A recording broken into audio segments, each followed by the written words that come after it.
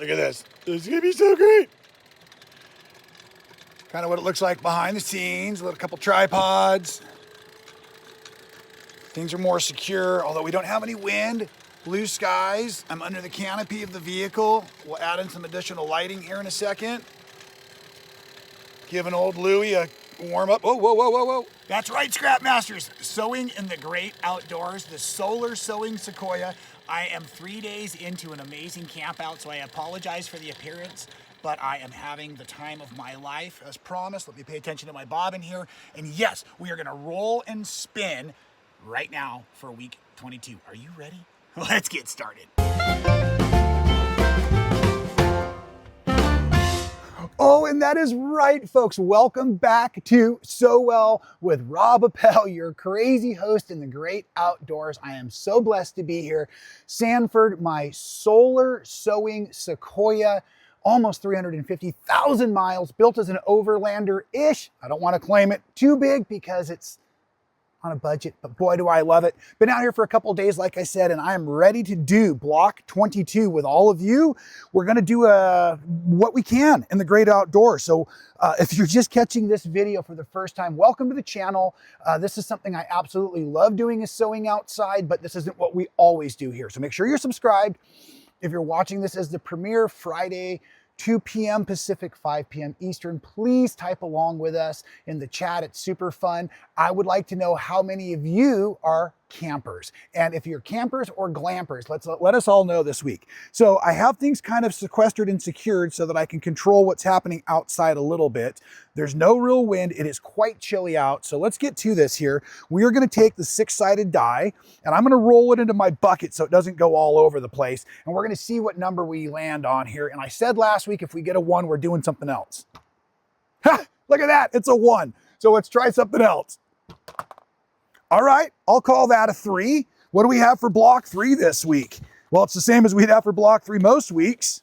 Oh, I love it. It is our half flying geese checker board. Lots of flying geese to make, or half square triangles to make. But remember, we're gonna get 2 each from our 3-inch squares. So that'll be a blast, super easy. As I stay organized here, you can download your free pattern in the link below. So we're doing block 3. What's going to be our color today? I almost said I hope it lands on green for the great outdoors. And there we have it, a blue-green, and I love that choice, of course. You can see I'm pretty disorganized. I don't know where to put everything, but I'll get it down. Blue-green, here we go. 20-sided die. How many different fabrics can I use today from my blue-green family? Let's see what we've got. Oh, we got a jumper. And it landed kind of cattywampus, so let's try that again. Maybe this bin isn't such a good idea. Here we go.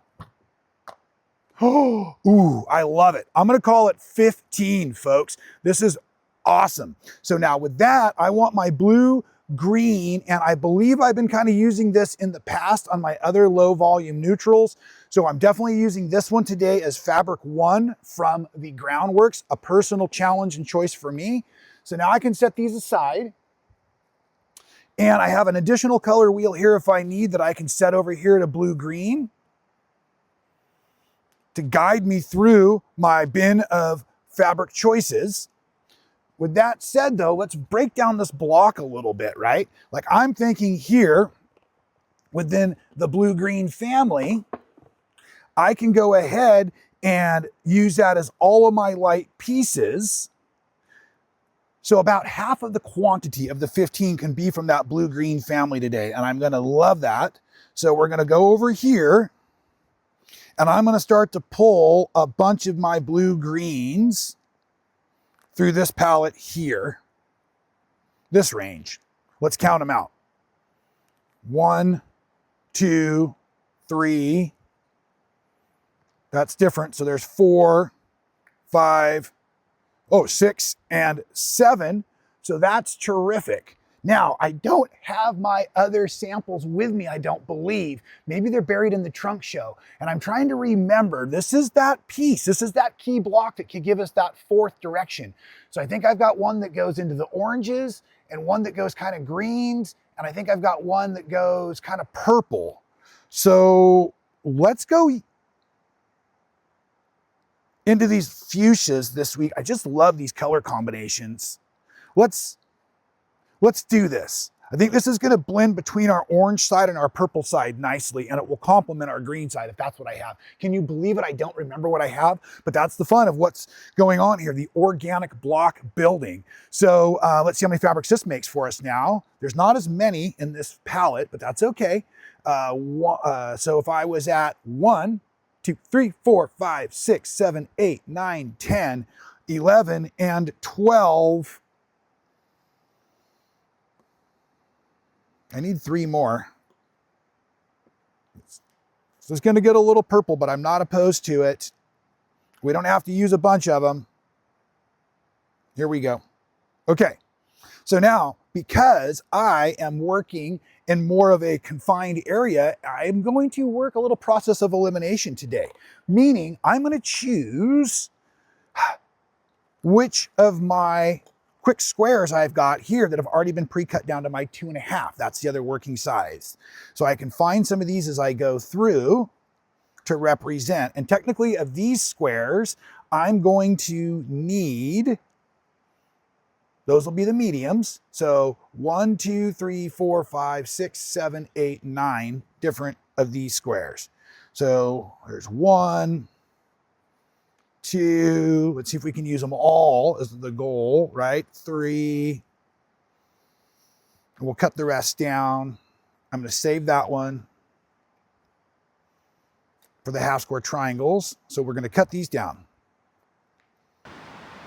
So now we're going to lay out 11 of the low volume neutrals, and I'm going to pair them in with these purple fuchsias. And I've already cut down some of these squares here where I'll use this, which will become the light in the checkerboard against the medium. And these will also be the dark against the light in the checkerboard. This is going to be a rad block. So it's a little easier for me to prep without all you watching. But what I'm going to do now is start to go right sides together as I match up each piece of fabric. So now each of the low volume neutrals has its own companion pair to random mix out as many different half square triangles. So I'm going to go ahead and follow basically just corner to corner like we always do. Many of you should draw a line from edge to edge so you have something nice to follow with your 1/4 inch. And then we're going to trim them apart and start building out this block. As I'm just finishing the half square triangle sewing prep by going down both sides of what would be a 1/4 inch seam allowance. And this sewing in nature is so fun. It's really reminding me to slow everything down. Everything's manual. I don't even have a thread cutter here. So back to scissors and stuff, but we're going to do everything else the same. I'm going to go ahead and now separate these, use my slotted trimmer to prepare these to 2.5 inch square, half square triangles. We're going to press them all over to the darker side today so that we can start to build out our block, and then I'll sew it together and show you what we've come up with. This is going to be great.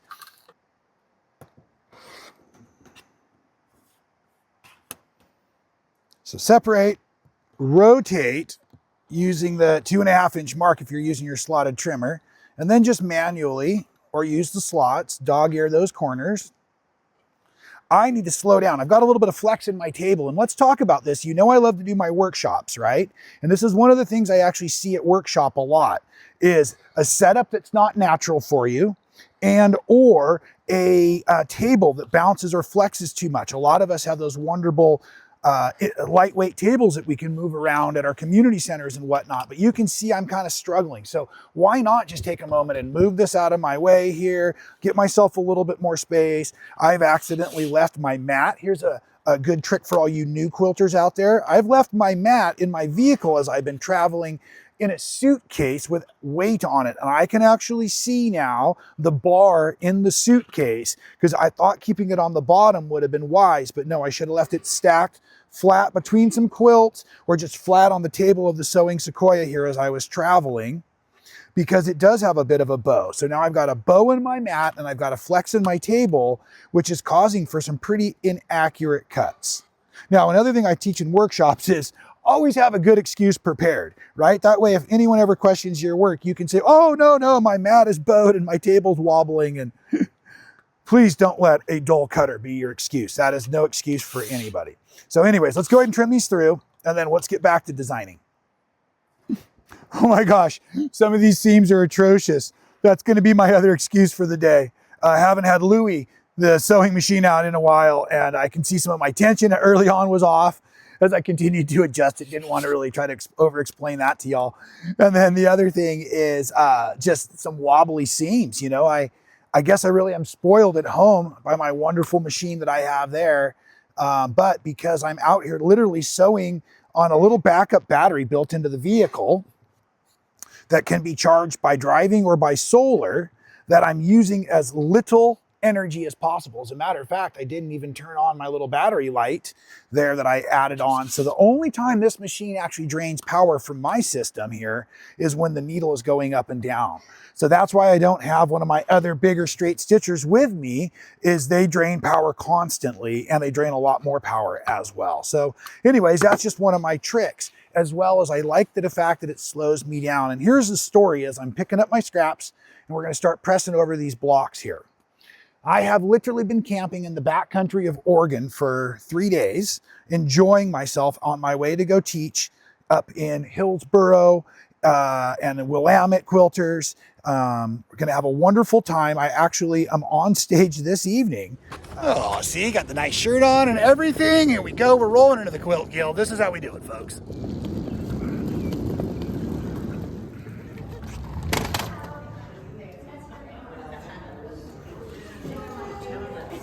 Oh look, someone left their skateboard right there. Ooh, and this is going to be super cool to get to present in this beautiful church tonight.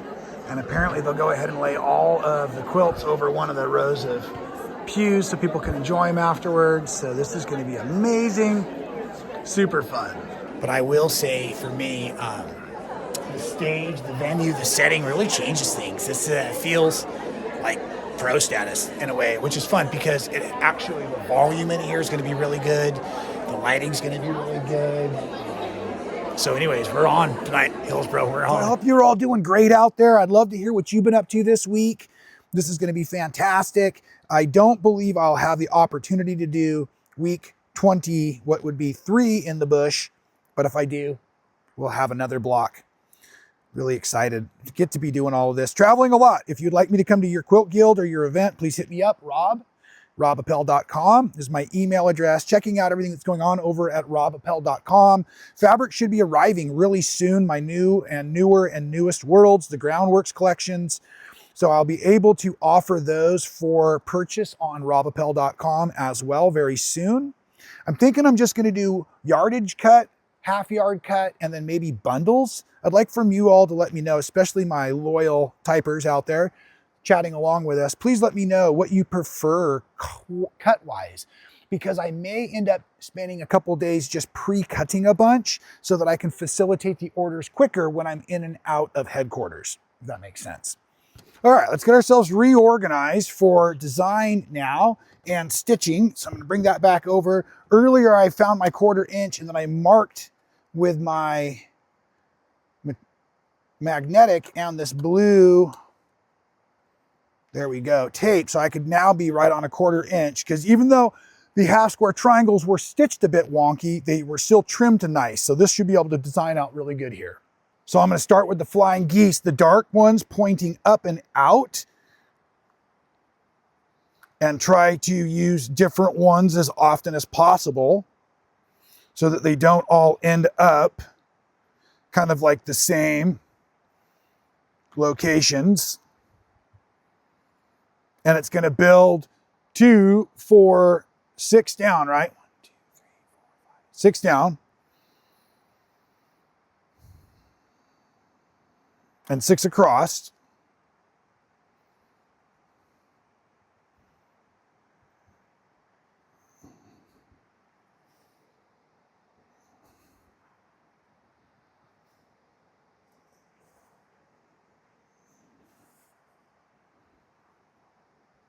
And as I've mentioned before, I still find it's easier to build your blocks random looking by putting all of your squares down this way instead of doing the individual squares as I have originally written the pattern for. Let's see. 2, 4, and let's get our 6 across here. So now we know how we can fill in.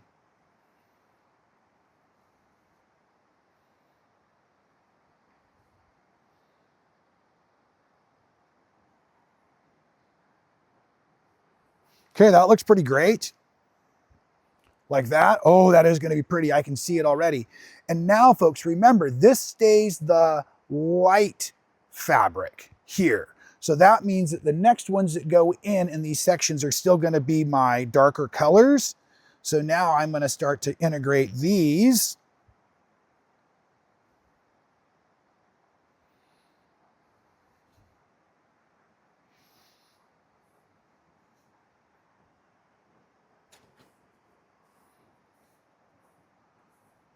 And I'm going to fade out my blues into my greens at the end. Oh, that's going to be so pretty. There we go.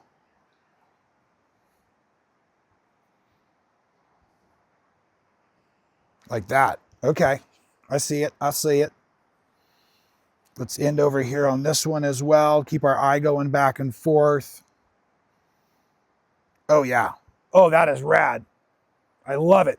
Okay, so now simple enough for me out here is I'm just going to go ahead and start sewing together each of my straight strips or my 2.5-inch square units now using the 1/4-inch seam allowance. Because I'm just using that small limited iron, I'm going to do my best to press each row set like I always do, piece after piece. But I'm going to have to give this thing a real good pressing when I get back to my real ironing, or a real iron, maybe even in the hotel room. That'll be fun tonight.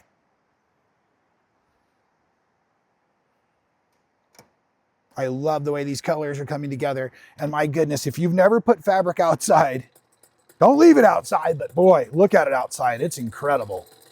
This is one of the reasons I love outdoor quilt shows so much, or outdoor exhibitions of art so much, is that light really changes everything, in my opinion.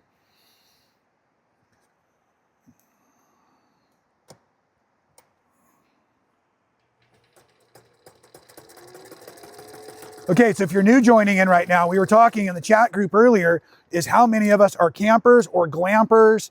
How many of us think that a Holiday Inn is about as rough as you want to live outdoors? I've been standing outside for a couple, 3 days now, enjoying myself, eating by the campfire and making coffee on my little stove out of my car here, and just talking to folks, meeting nice folks, learning about the environment I'm in.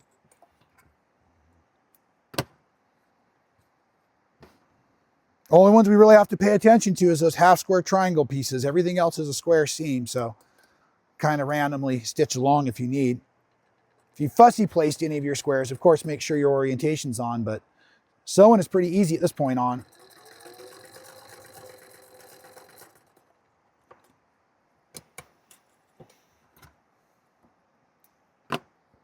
I'm just going to lay it in place for now so I can iron them all at the end the best I can with that little mini iron. It also doesn't draw much wattage or amperage out here in the bush, and that's why I use it. It was a gift from a good friend, and I really appreciate it. And I don't know where to send you all to get them. I believe he found it on Amazon, but it only pulls 35 watts, and that's really amazing for this outdoor sewing.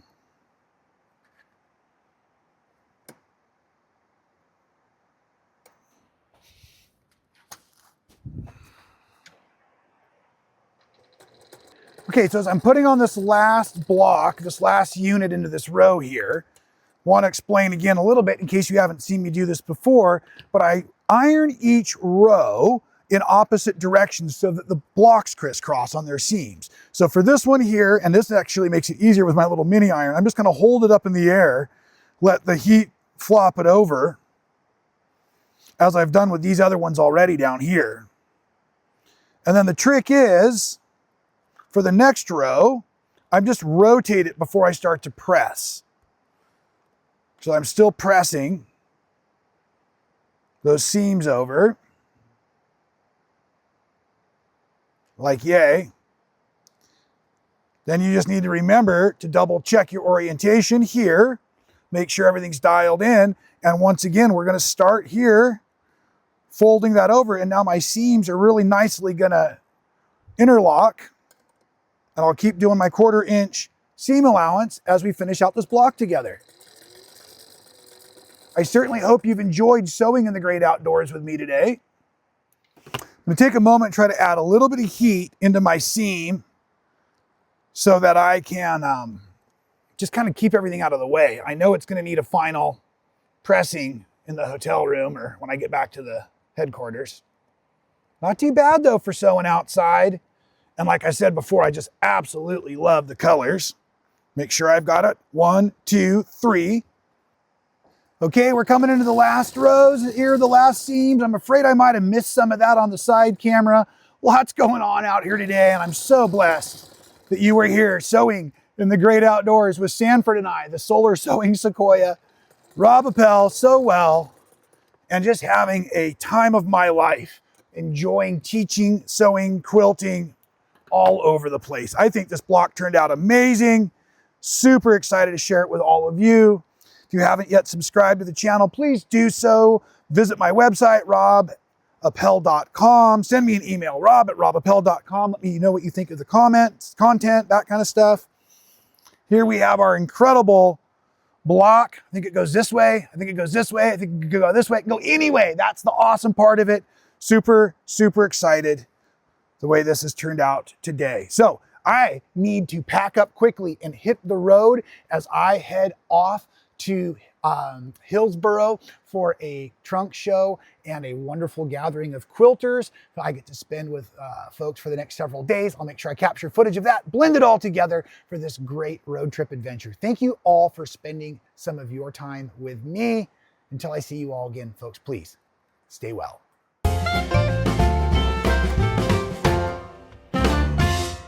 Look at that. Oh, wow. Oh, my gosh. Oh, Mom. Look at that, Mom. They're standing up this time. Wow.